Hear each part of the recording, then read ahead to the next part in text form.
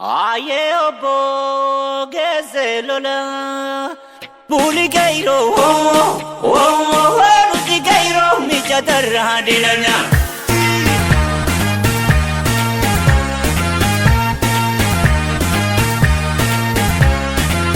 Puli gairo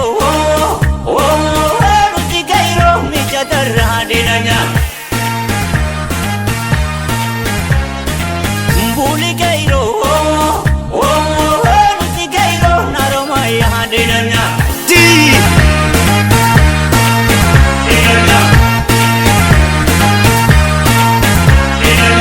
Ambo de mandi, Kagero de mandi, Kanchini de mandi, Nakamter, Gimpi gupa wakakatan, Ruti gairo Najo gupa dilanya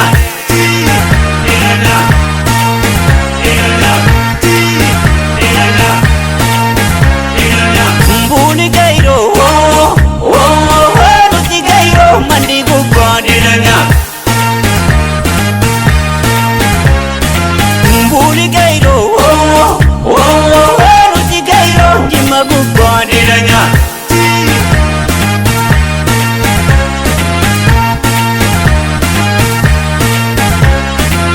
Beki de mandi Kamani de mandi Tajima de mandi Akaror Vale gupa wakakatan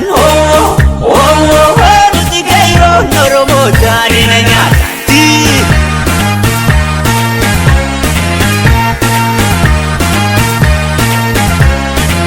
Mbuli gairo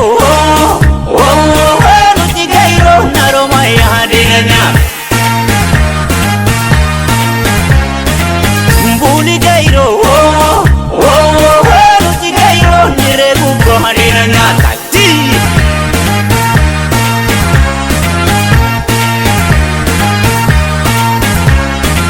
Orana de mandi Tawalo de mandi Tamatu de mandi Indiyaba kaba kipa wal bakatan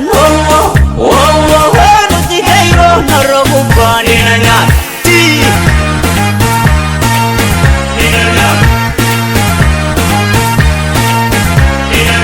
Mbuli gairo Ruti gairo Wambararra dilanya Mbuli gairo Ruti gairo Murayurra dilanya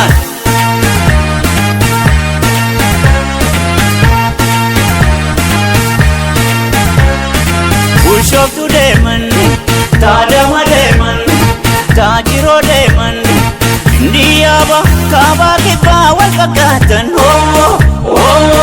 Ruti gairo Damidolo dilanya Dilanya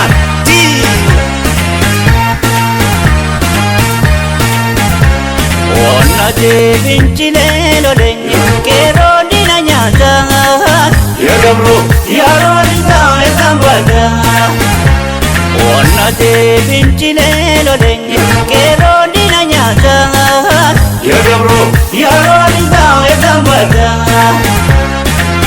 Umni karu noromota Kero lo lenye esambada Mijum balma zapondota Digero roti kalmata Wapsi kudam teni salbata Ya gamro Ya rolita esambada Ya gamro Ya rolita esambada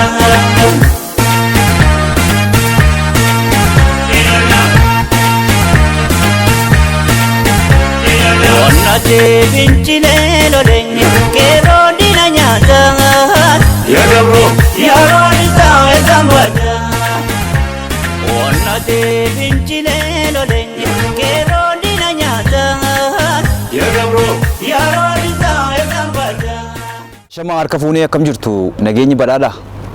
Egaa maqaan kiyya Muzaayaa taafasee Dhaabaa naan jedhanii kanan dhaladhe godina Wallagga Lixaa ana Baabboo Gambileetti jechuudha. Egaa roorroon gabrummaa ilmaan Oromoo biyya abbaa isaarraa baasee yeroo biyyoota addunyaa garaa garaa irratti faffacaasee jira jechuudha. An warra sana keessaa nama tokko.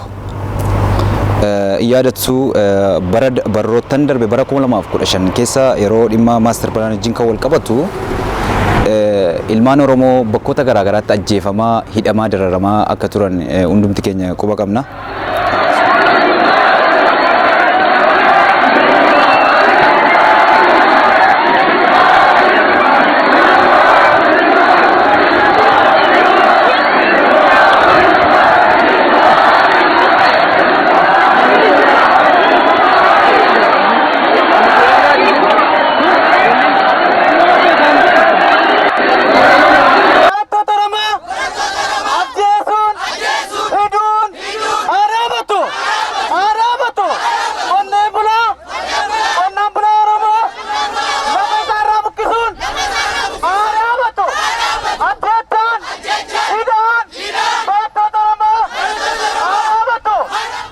Sun waan seenaati. Yeroo sanaan naannoo magaalaa naannawaa Finfinnee magaalaa Buraayyuun ture. Yeroo sanatti mana hidhaa amala sirreessaa jedhee ka mootummaan waamu sana mana amala sirreessaa osoo hin taane mana hidhaa ilmaan Oromootti dararan waan suni bakka sanatti ji'a 3 dararaa hedduu erga narraan ga'anii booda mirga wabiitiin kan ganna dhiisanii san booda kallattumaan gara biyya abbaa kiyyaa gara ana babboo deebi'eetiin asoosaa bakka jedhamu gara lixa Oromiyaa kanatti kan argamtu naannoo Binishaan kilii 6 jedhamtee waamamtu sanan ture. Achumaan kallattiidhaan Liibiyaa gama Sudaanii dhufe jechuudha. Rakkoolee garaa garaatu jira. Ilmaan Oromoo qeerraa buqqa'anii biyyoota ambaa kana keessa faffaca'anii rakkoof gidiraa hamaa keessa jiran arabni gurgurachaa ilmaan Oromoo akka ilmaan Oromootiin ilaalamu biyya sana keessatti akka horiitti akka gabraatti baroottan darbe seenaadhaan kan beennu sana waan bitamee gurguramu ilmaan Oromoo irratti argina jechuudha biyya baqattummaa keessatti. Akkasuma Liibiyaa keessatti wantoota hedduu Oromoon dandamatee obsee inni kaan Saaraa Liibiyaaf Sudaanii gidduutti rasaasaan ajjeefamaa rasaasa warroota dallaalaatiin jechuudha. Inni kaan beela dandamachuu Saaraa gubbaa sana keessa rakkoo hamtuu isa mudatee kan gaggabeedu hedduutu jira. Na yaadadha waan sana garuu xiqqoo emotional ta'a garuu waan sana gaafa yaadadhu namoota lama kan nu biraa du'etu jira. Beela dandamachuu dadhabee jechuudha Saaraa sana keessatti.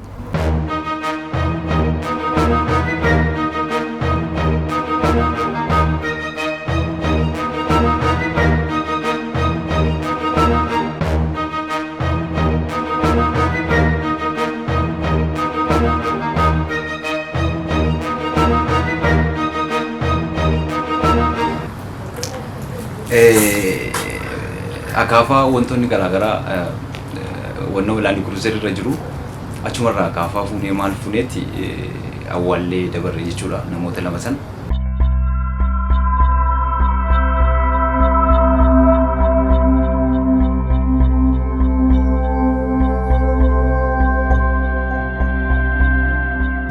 Lammii ektaraati baay'ee ilmaan Oromoo miti. Nuti nama 5 ilmaan Oromoo wal gargaaree maal jenneetti guyyaa 8 Saaraa keessatti rakkannee waan nyaannu dhabnee guyyaa 8 waa tokko nyaatiin Ajidaabiyaa bakka jedhamu dhufne. Ajidaabiyaa gaafa dhufnu Ajidaabiyaa sana keessatti gurguramne jechuudha. Warroota Liibiyaatu nu bite $3,300 nu bite.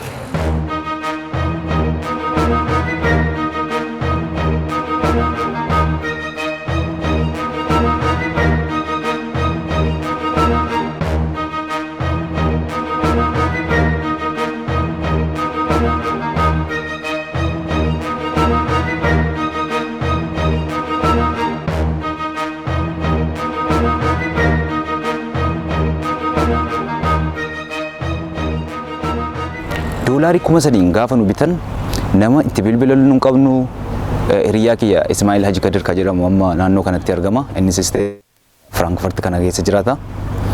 Isa wajjin rakkoo amaan nu erga nurra ga'ee booda namni nuuf dirmatu achi keessatti dhibee halkanii guyyaa reebamaa birrii biyya keessanirra awwalaa jedhanii jechuudha.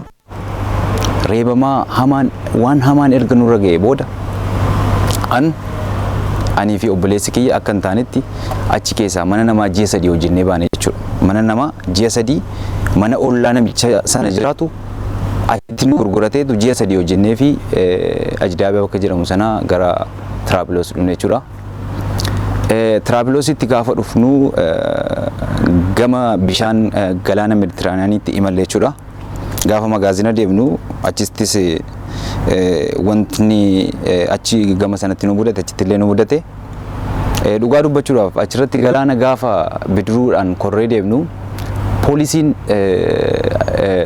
Tiraabiloos sana Tiripool jechuudha. Galaanarraa nu qabeetti mana hidhaa Mazraataa jedhamutti nu hidhe. San booda erga reebamnee erga mammadoofnee amma luki kiyya kun already dhukkubbiin sun natti dhaga'ama kaa'e yeroo sanaa jechuudha.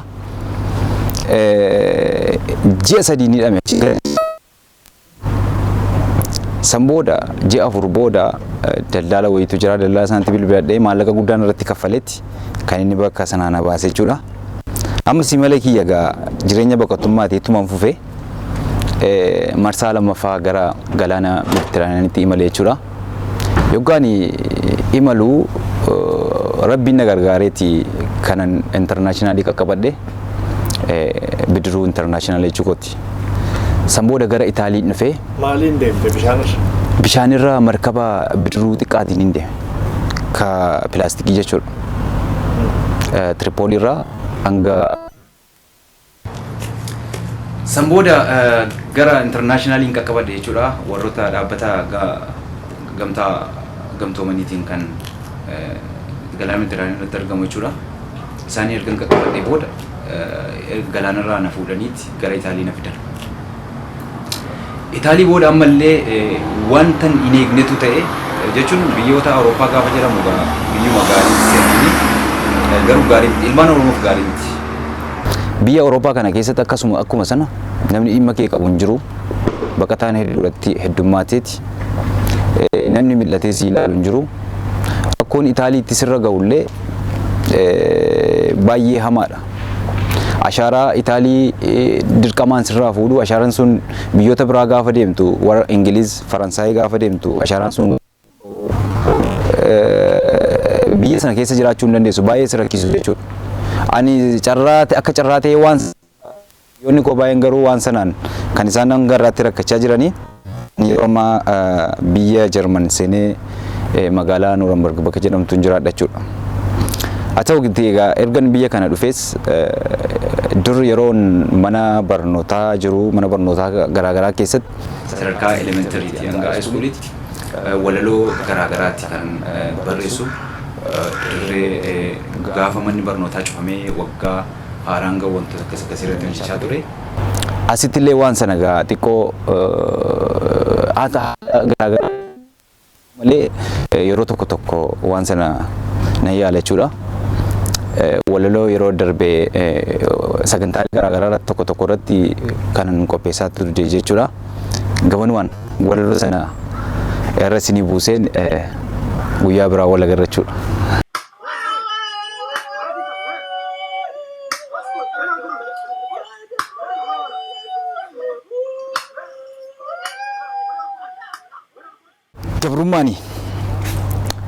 Gabrummaani yaafraa hayyuu jaamseetu dhaloota doomsa. Qorma san goomsee raadama seensa. Dhibee kamuu caalaa gabrummaan hamaadha. Hospitaalitti yaalaman qabsoodha. Kiniiniin tokkummaa kilaashiin marfeedha. Waldhaanii fayyisuuf doktorri woboodha. Dhugaa abbaa dhugaa dabsee saba guddaa yaabee cabsee maatii diigee faffacaasee nutti adheessee jiru nus kan biyyaa baase gaaffiin qabu beekamaadha.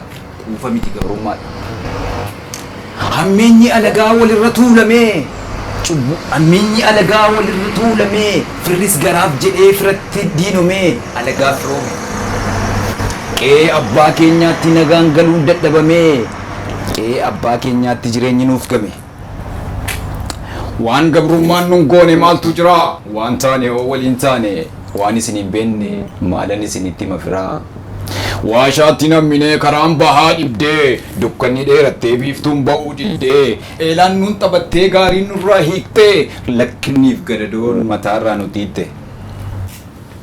bara saayinsiif tekinooloojiin bal'atee guddate kan ilmaan Oromoo ganamas galgalas boo'ichuma ta'a. Hojjechuuf harkaa miillaa dubbachuuf arraba nu hiite nu miite akka malee gabrummaan nu miite. Gatiin namummaa keenyaa kan bineensaan gattaatee dhiigni saba keenyaa guyyaa saafaa daandii gubbaatti dhangalaatee nu miite akka malee gabrummaan nu miite. Ifatee ka'ee Oromoon gaafa hudhee diina qabu araara jedhanii maanguddoo yaasanii gadaan nu sossobu. Gadaan nu sossobu. Tolee jedhee kabaja abbaa gadaaf yeroo inni ol deebi'u booleetu hin buliin hayyuu jabaa isaa adamsutti ka'u. Hidhaatti isa guuru rasaasaan akaa'u. Yoo dubbatan kan keenya kam dubbatanii kam dhiisu haafu dubbadhee boo'ees hin boossisu. Maal nuuf buuse inni boonyee wal boossisne kana duraa lakkii hin boonyu har'a jajjabinni jira hin boonyu yaafiraa. Tokko lama jedhee seenaa jaarrotaa lakkaa'ee bu'aa ba'ii Oromoon keessa taree har'a ga'e buusee baasee yaadee xiinxalee eega madda rakkoo qoree bira ga'e. Furmaanni isaa na jedhee Woboon as ba'e. Badheera utuu jedhanii qaata Finfinneen ba'e. Kibba kaaba baha lixaan marsee diinatti yaaddoo ta'e. Abdiin keenya daraaree gurri haaga nu dhaga'e. Gammaduu keenya Oromoo haga iji keenya boo'e. Harqoota gabrummaa qolee kaasuuf nurraa yoo inni dhukaasee dhukkee kaasu diinarraa jettee miti ijaan argaa jirra. Mataa baafatteetti biiftuun keenya har'aa bara baay'ee gadaan sossobamnee warra gadaan beenneen gadda badhaafamne. Gadaa maqaan miti nutoo beekna hiikataa. Qarabaan madeessanii arrabaan nu wallaanuun hin taatu akka kaleessaa. Oromo yoomuu gatii qawwee numatu baasa. Kana sanaa dhiisnee Woboo jabeessina. Woboo jabeessaa. Keenya falliin jiru akkas taatu maleessa. Bineensa mana seenee ilmaan keenya nyaatu ari'ee nurraa baasuufi. Harqoota gabrummaa jaalraa oli banne qolee nurraa kaasuufi. Takkittii lubbuu isaa yoo baaten deebine jiruuf jireenya isaa mara sabaaf kennee goota qabsootti jiruutuu jaan agarru. Nummoo lubbuu caalaa qarshii mararfannaaree garuu akkas taana amma gannamummaa ganneerra. Tuu biyya qabnuu biyya ormaatti hafneerra. Abadan kun hin ta'uun qabu gonkumaa. Garaa keenya tirnisnee Woboo tumsuun dirqama. Eeyyeen dirqama. Beelaaf dheebuu danda'ee dhiiga isaasiif lolaasee lafee isaasiif bobeesse. Gudunfaa kee hiikkadhu sabbata keen jabeessi madoo isaa wal'aannatu. Injifannoodhaan galee saba nagaa haa gaafatu. Haa waaru nagaan biyyaa. Galatuma.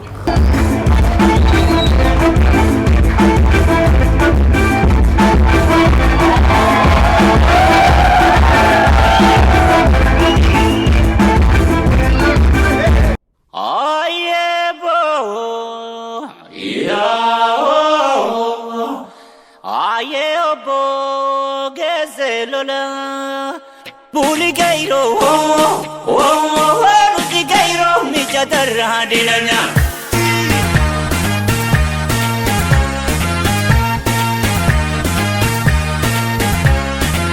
Buli gairo,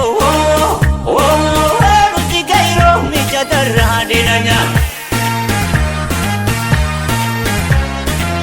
Buli gairo, ruti gairo, naromaya dilanya.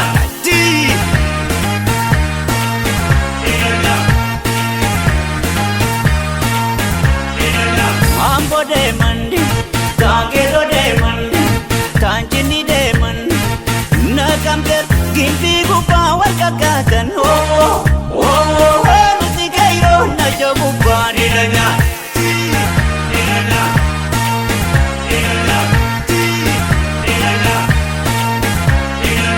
Buli Gairo,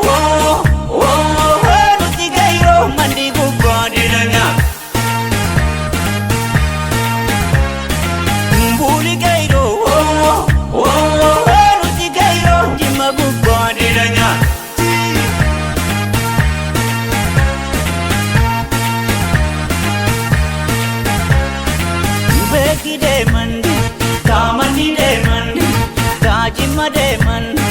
Agaror vale gupa wakakatan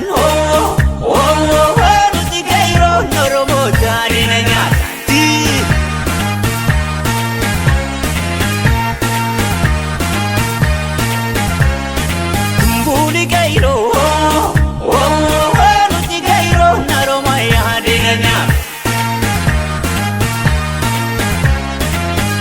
Mbuli gairo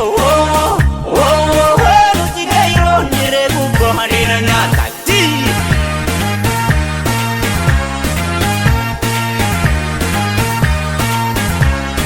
Boorana deeman Daawwannoo deeman Daamatu deeman Indiyaaba kaabaa kibbaa wal fakkaatan.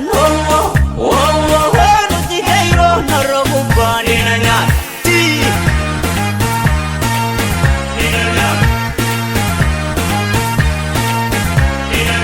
Mbuli gairo nuti gairo wambararra hadina nyaatatti. Mbuli gairo nuti gairo murayurra hadina nyaatatti.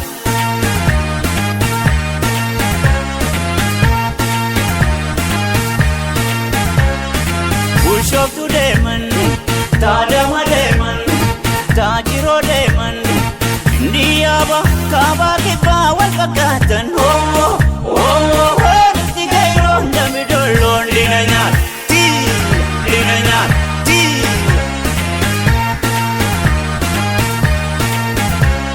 Onna deebiinchilee lolenye qeerroo dina nyaata.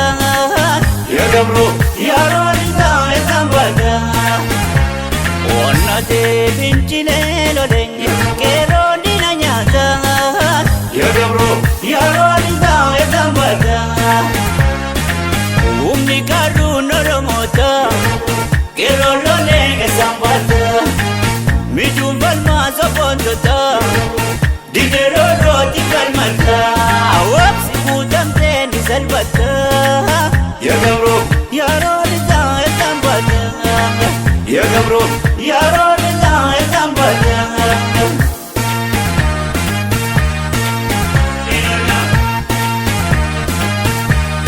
Onna deebiinchilee lolenye qeerroo dina nyaata. Yeroo isaa eessaan bada. Onna deebiinchilee lolenye qeerroo dina nyaata. Yeroo